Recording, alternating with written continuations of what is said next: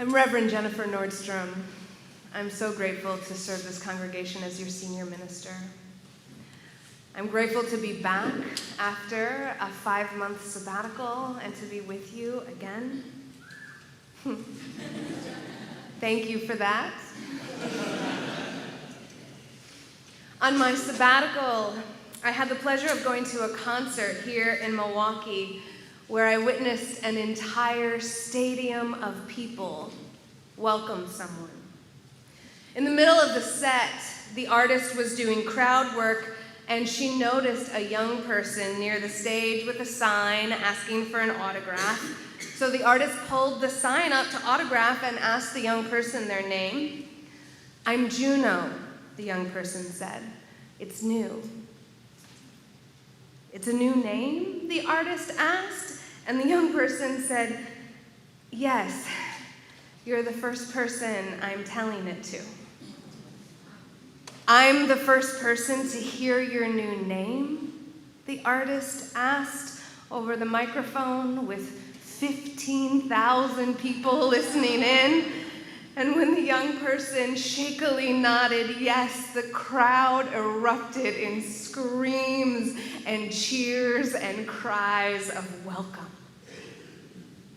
"Welcome, Juno," the artist said, and we shared our screaming, ecstatic welcome in the joy of an impromptu naming celebration. To be honest, folks, I was in tears, and so were many people around me. The roots of the word welcome trace back to the Old English will cumen, which means a person whose arrival is pleasing. True welcome connects with this earliest meaning, joy. And while the joy of welcome certainly goes both ways, the roots of the word focus on the fact that giving welcome is pleasurable. Giving welcome is joyful. It is expressing our delight at someone's arrival. I felt that joy in that 15,000 person crowd, surprised by the delight of getting to welcome a person for the first time. Can you remember a time that you were greeted with that kind of joy where the pleasure of your arrival was felt in the air? Can you remember a time that you welcomed someone with that kind of joy, when their arrival at your door caused your heart to leap and your spirit to delight in the joy of being alive together? That kind of joy is special. It makes the heart dance. It makes us remember the pleasure of being alive and being human. And here at church, we get to practice being human. We make a practice of the best parts of being human and alive together in this moment. We practice welcome. Like Desiree said, sometimes it's small and sometimes it's huge, but every day we have the opportunity to practice, to pay attention to the parts of our hearts that leap and swoon at being seen, at being present, at recognizing and witnessing one another in this life.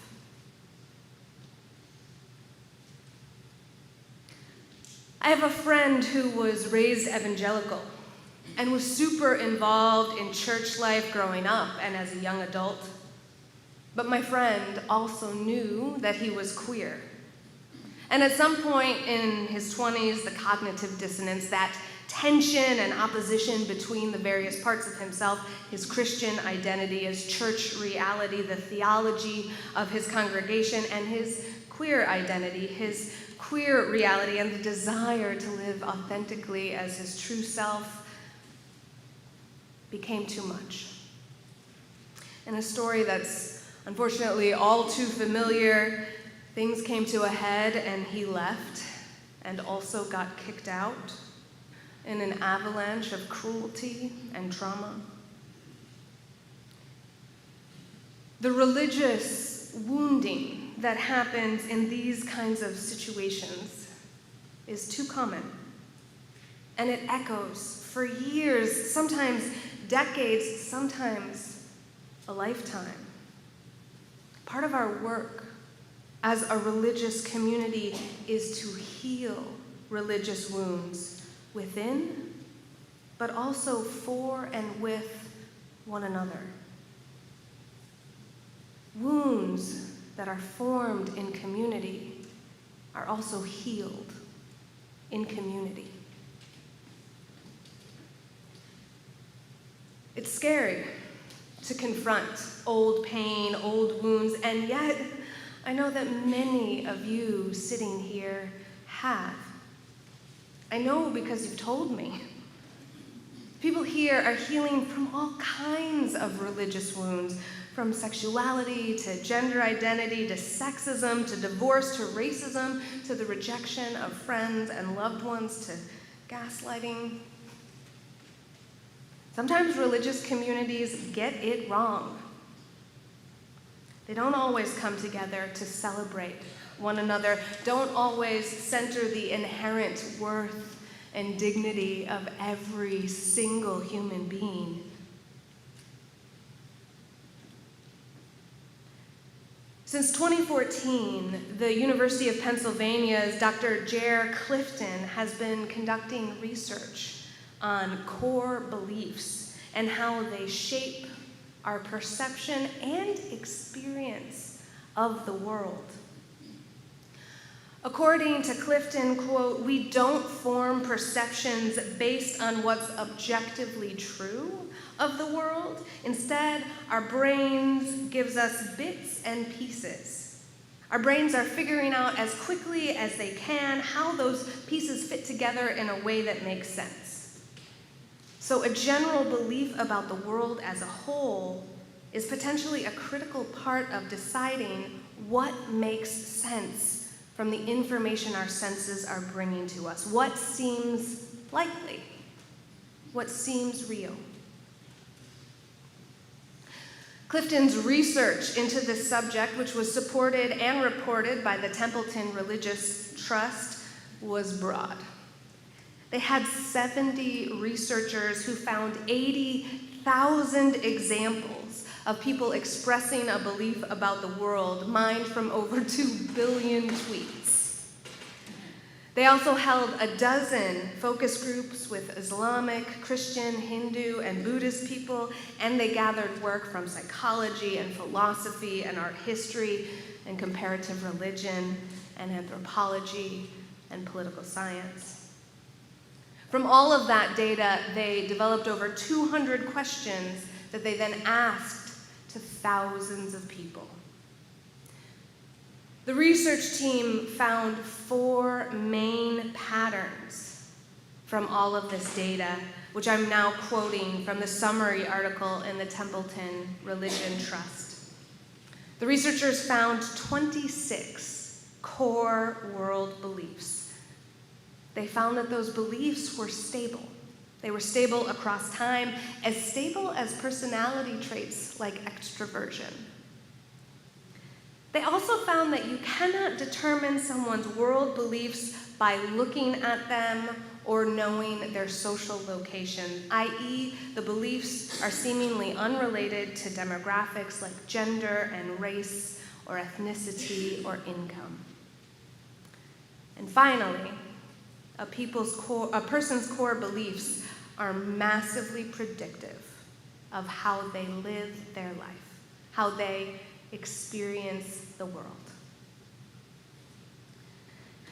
Now, there were 26 of these core beliefs, but the researchers found that they could clump them into 3 main continuums.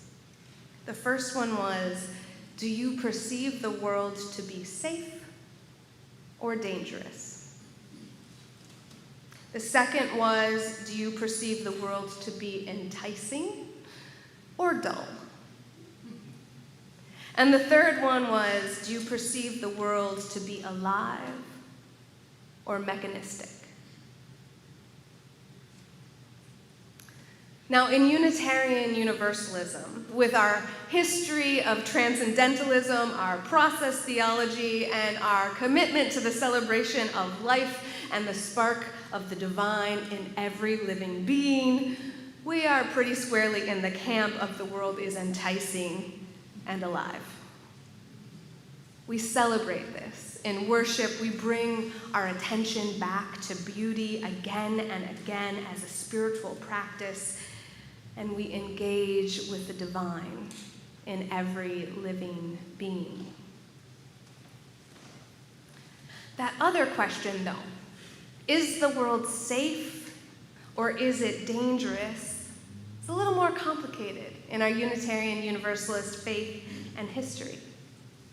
We recognize the inherent worth and dignity of every human being with our Unitarian historical clarity that the spark of the divine resides in everyone, and our Universalist commitment to ultimate redemption for everyone, our awareness that no one person can be reduced to the worst thing they've ever done. And in that sense, we fall on what the Clifton team calls the safe side of the world of perception. We believe in cooperation and stability, that the world is comfortable and doesn't have that many threats because people are ultimately good. However, we also have a deep practice of power analysis. We're committed to being honest witnesses of privilege and oppression, of suffering and redemption. We have a deep commitment to love and compassion and care for all people, which is a moral requirement to work for justice and centering the margins, and that complicates this perception. We're committed to being honest about oppression and cruelty. We show up as witnesses to suffering and workers to alleviate it and change the conditions that create it. So we don't believe that the world is just comfortable and easy. But we do believe that all people are born with the spark of divinity inside them, and that healing is possible, and that love is a powerful force in the world, made ever more powerful by our collaboration with it. For us, the practice of welcome is about living these beliefs in our congregations and in our lives. Sharing in the delight of welcoming the stranger connects to our core belief that each person is moving through the world with the spark of the divine inside of them. Welcome allows us to partner with love in the project to heal the wounds of the world, especially the religious ones, and open up the possibility of belonging. When my raised evangelical friend decided he wanted to take a risk after years of staying away from religion, he tried a Unitarian Universalist church. It's scary. It's scary to walk back in the doors of an institution that healed and harmed you after years or maybe decades away. It takes courage to come back and invest in hope, despite the mistakes that humans make. When my friend walked nervously up to the doors of a local Unitarian Universalist church, he was greeted by a smiling person who welcomed him in, handed him a program, and gave him a name tag. These simple gestures, things that a lot of us take for granted, felt overwhelming in their love and their acceptance. My friend who presents as queer felt welcomed in with open arms and no reservations. He felt like his whole self was not just allowed at church, but was a delight at church. And let me tell you guys, he felt like that because people said it. Someone said to him, "I'm so glad you're here." Someone else talked about the program that day and whether or not he liked it and invited him to come back again. Another person invited him to come on in to coffee hour with them because he was a new person. My friend was in tears many times that day, during the music, during certain parts of the liturgy that felt familiar.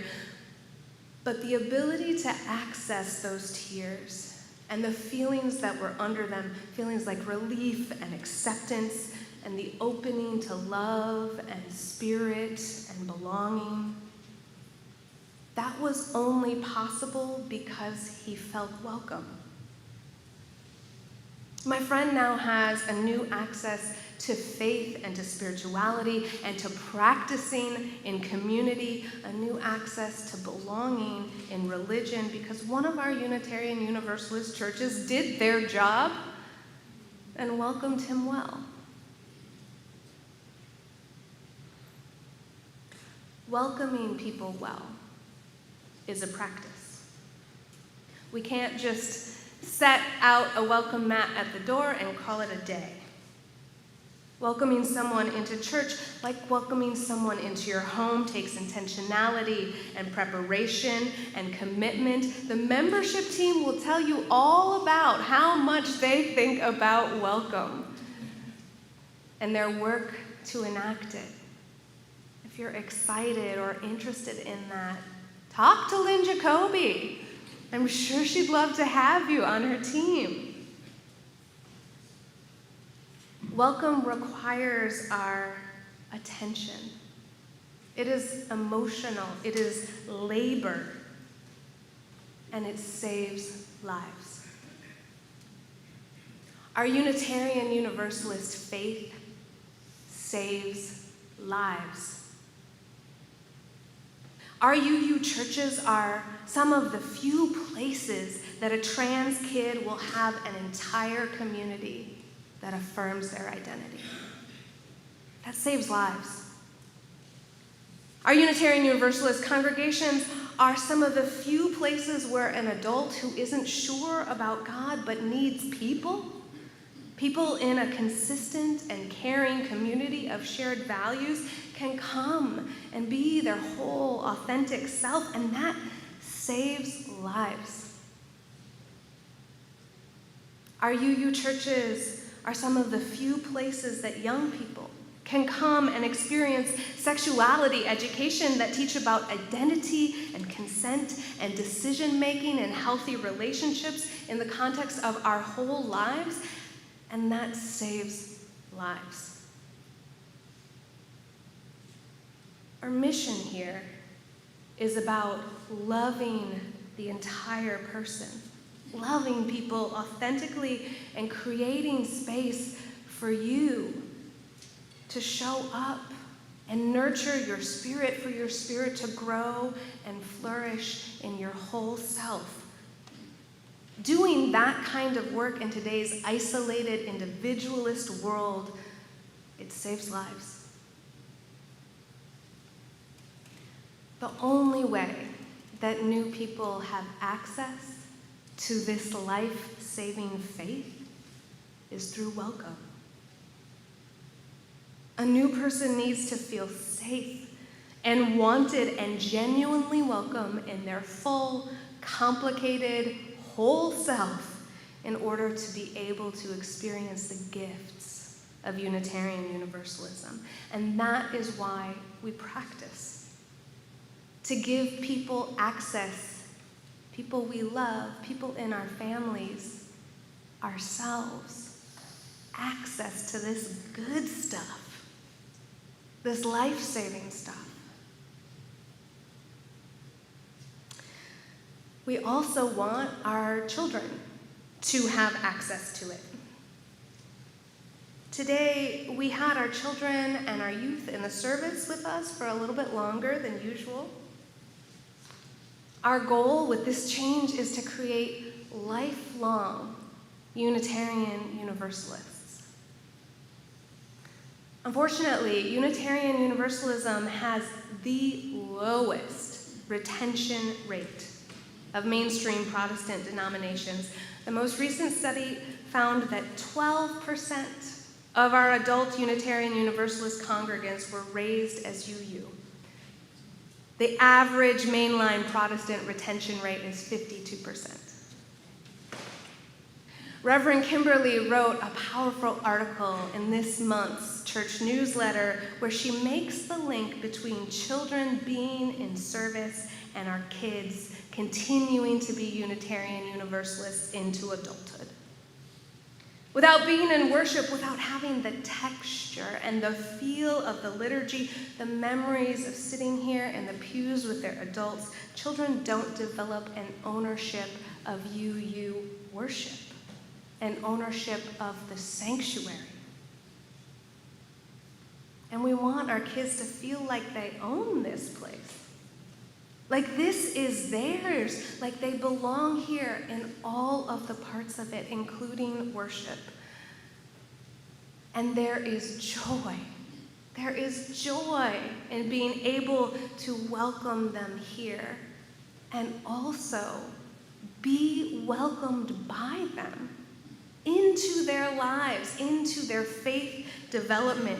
There is joy in the fact that we get to be there in their soft, warm memories of childhood in church, the shapes of us lingering in their memories that they journey with them into the future.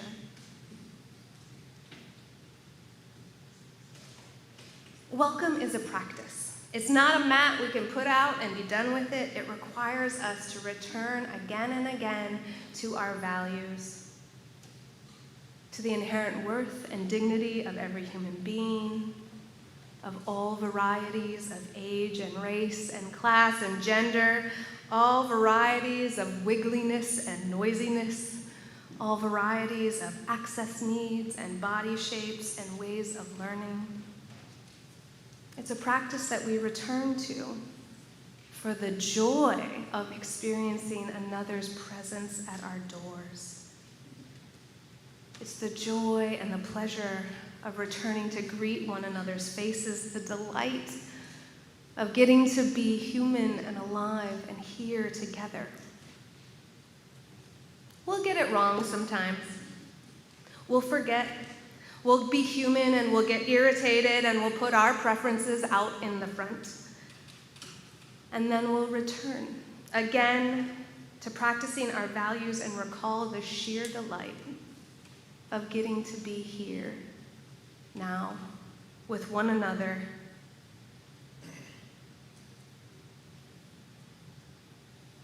I am so grateful to be here with you today. I am experiencing the joy of you welcoming me back to your midst, and the joy of being able to welcome people within our midst, the joy of the new baby, the joy of the wiggly toddler, the joy of the neighbor saying amen, amen, the joy of the person we hold the hymnal with. It's a delight to get to revel in one another's variety and humanity and dignity. And the payoff is a community where people feel free to be loved as themselves. Feel free to belong in a community that saves hearts and minds and lives, including maybe your own. Amen.